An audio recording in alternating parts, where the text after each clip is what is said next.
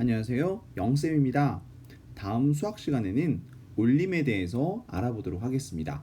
올림이 어떤 뜻을 가지고 있는지, 그리고 우리 첫 번째 단원이 수의 범위와 어림하기인데요. 어림이라는 것은 쉽게 얘기하면 대충 어느 정도 될 것이다, 대략 어느 정도 될 것이다 라고 하는 건데, 이처럼 어림, 즉 어림수로 어떻게 나타내는지 살펴보도록 하겠습니다.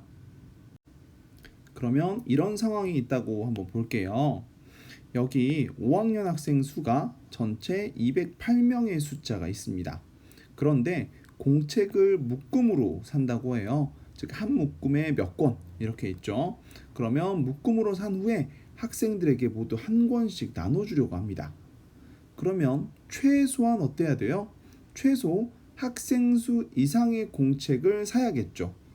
208명인데 200권만 사서는 나머지 8명의 학생에게 나눠줄 수가 없잖아요. 그러면 최소 몇 권을 사야 되는지 지금부터 함께 알아보도록 하겠습니다. 그럼 먼저 한 묶음에 10권인 것부터 한번 살펴보도록 할게요. 즉 10권 단위로 파는 거예요. 한 묶음 사면 10권, 20권, 30, 40, 50 이렇게 사는 거죠. 그런데 208명이니까 즉 208 이상은 돼야 되잖아요. 그러려면 210권, 그죠? 이렇게 사야 되는 거겠죠. 이렇게 사야 되고요. 다음에 한 묶음에 100권일 때는 한 묶음을 사면 100권, 두 묶음을 사면 200권. 그런데 이거 가지고 안 되니까 어떻게 해야 돼요? 많이 남더라도 한 묶음을 더 사야 된다라는 거죠. 그러면 300권, 즉 이렇게 하려면 300권의 수를 사야 되고, 한 묶음에 10권인 경우에는 210 이만큼만 사면 된다라는 거죠. 네, 이런 경우 우리가 올림 약속하기, 교과서에도 이 부분이 나와 있는데요. 즉 이 수를 어떤 수까지 볼 것이냐, 어느 자리까지 수로 우리가 나타내서 볼 것이냐를 우리가 약속을 하는 겁니다. 208이라는 숫자가 있을 때 이걸 10의 자리까지, 아까 어떻게 했어요? 묶음이 최소 10권 단위였죠. 즉 10의 자리까지 나타낸다라고 할 때 어디 자리까지인지 나와 있어요. 이럴 때 10의 자리 아래인 수는 여기에 나와 있는 8이죠. 이걸 우리가 뭘로 생각한다? 어떤 수가 나와 있던지 간에 10으로 본다는 얘기입니다. 즉 학생 수가 201명이어도 이런 경우에도 결국에 공책을 사야 되는 건 210권의 묶음으로, 그죠? 이렇게 사야겠죠?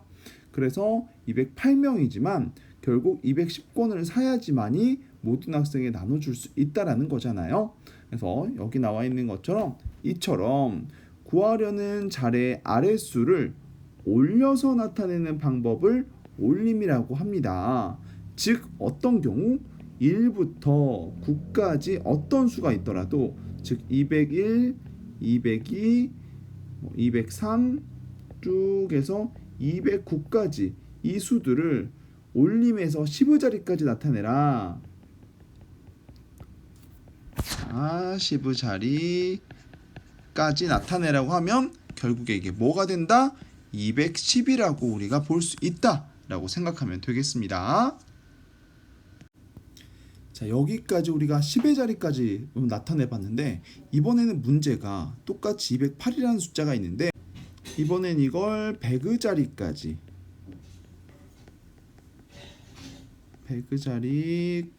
나타낸다라고 했을 때 이걸 어디에서 올림을 해야 되느냐? 자, 나타내고 싶은 자리 그 아래 자리니까 100의 자리 밑에가 뭐예요? 10의 자리죠. 10의 자리에서 올려야 된다라는 겁니다. 아까 208명이 있지만 결국엔 300권을 샀어야 됐죠. 그렇다라는 것은 10의 자리 숫자가 현재 여기는 208에서 0이에요. 근데 0을 올려야 되냐라고 본 경우에, 근데 이 뒷자리 숫자가 있잖아요. 그죠? 208 이런 숫자가 있지만 결국에 얘를 어떻게 해야 된다? 300으로 봐야 된다라는 겁니다. 그렇다면 원래 딱 수가 200명이라면 아무리 올림을 해도 똑같이 200이에요.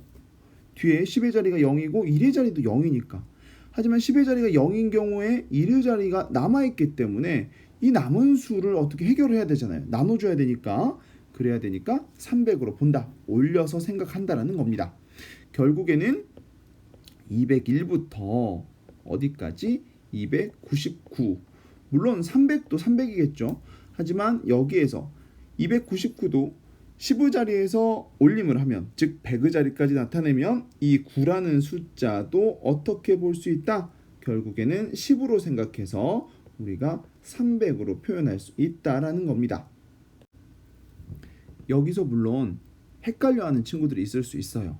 예를 들어서 다시 한번 살펴보자면 289가 있다 라고 가정을 했을 때 여기에서 여러분들 10의 자리에서 올림, 즉 100의 자리까지 나타내니까 10의 자리에서 올림을 할 거란 말이에요. 그럼 8을 10으로 생각을 해요. 그러면 선생님 309 아니에요? 라고 하는 경우 있는데, 이럴 때 올림을 한 10의 자리, 그 아랫자리 숫자가 1의 자리죠. 얘를 올림을 했으면, 10의 자리를 올림했으면 그 아래쪽에 있는 애들은 모두 다 뭘로 생각한다? 0으로 생각한다 라고 하면 됩니다. 그러니까 289명에게 나눠주는데 300권만 사야지 309라는 숫자는 사실 의미가 없다라는 얘기죠. 쉽게 생각해서 다시 한번 정리를 하자면, 선생님이 여기에 이렇게 정리를 했습니다. 올림을 한 자리 아랫자리 수, 10의 자리를 올림을 했으니까 그 아랫자리 1의 자리는 뭘로 생각한다? 0으로 생각해라 라고 하면 되겠습니다. 이제 문제를 한번 살펴보도록 하겠습니다. 34,700원짜리 물건이 있어요. 이거를 우리가 지폐로만 계산하려고 합니다. 그럴 때 최소 얼마가 필요하냐 라고 했어요. 1,000원짜리 지폐로 계산하려고 합니다.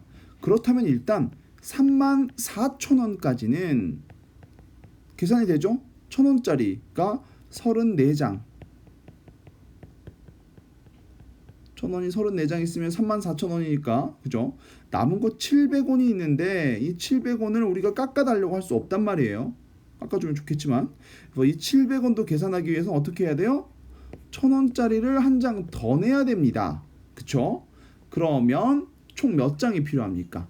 35장이 필요하다라고 알 수 있겠죠.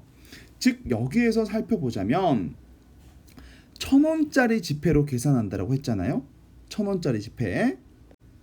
그렇다라는 것은 1,000의 자리, 여기가 1,000의 자리죠. 1,000의 자리까지 나타내야 된다라는 겁니다. 그렇다는 건 여기 있는 100의 자리에서 올림을 해줘야 된다는 얘기죠. 즉 700원을 여기 있는 7을 뭘로 생각한다? 10으로 생각한다 라고 하는 거죠. 그러면 3 그대로 오고요. 1과 4를 더해서 5가 되고 나머지 그 뒷자리는 모두 0으로 생각하면 된다 라는 거겠죠. 그래서 35,000원이 필요하겠죠. 이번에는 만원짜리 지폐로 물건을 계산하는 경우입니다. 자, 만원짜리로 계산하려면 어떻게 해요? 일단 3만원까지는 계산이 되죠. 3만원까지, 즉 만원짜리가 몇 장? 3장 있으면 3만원이니까 됩니다. 하지만 4,700원이 남아있죠. 이 4,700원도 더 내야 되기 때문에 만원짜리가 한 장이 더 필요하죠. 그래서 총 4장, 그렇다면 4만원이 되는 거죠. 이렇게 계산하면 사실 올림 문제는 풀 수 있습니다. 지폐를, 즉 돈을 계산하는 문제에서는 올림하는 방법으로 한번 찾아보도록 하겠습니다. 자, 만원, 즉 여기 자리까지, 만의 자리까지 나타내려면 어디에서 해야 된다? 아까 있는 여기 1,000의 자리, 이 자리까지라고 했으니까 여기 그 아래에 있는 1,000의 자리에서 올림을 해야 된다는 거죠. 그럼 여기 있는 4를 뭘로 생각해요? 10으로 생각해라. 그러면 여기 있는 7은 어떻게 된다고 했어요? 여기 올림을 한 그 아랫자리 수들은 모두 다 뭘로 봐라? 0으로 봐라 라는 거죠. 뒤에, 즉 4,700원이지만 만원짜리만 하나 더 있으면 되잖아요. 그래서 3하고 1 더해서 4, 그 뒤에는 모두 0000, 즉 4만원 있으면 된다 라고 문제를 해결할 수 있겠습니다.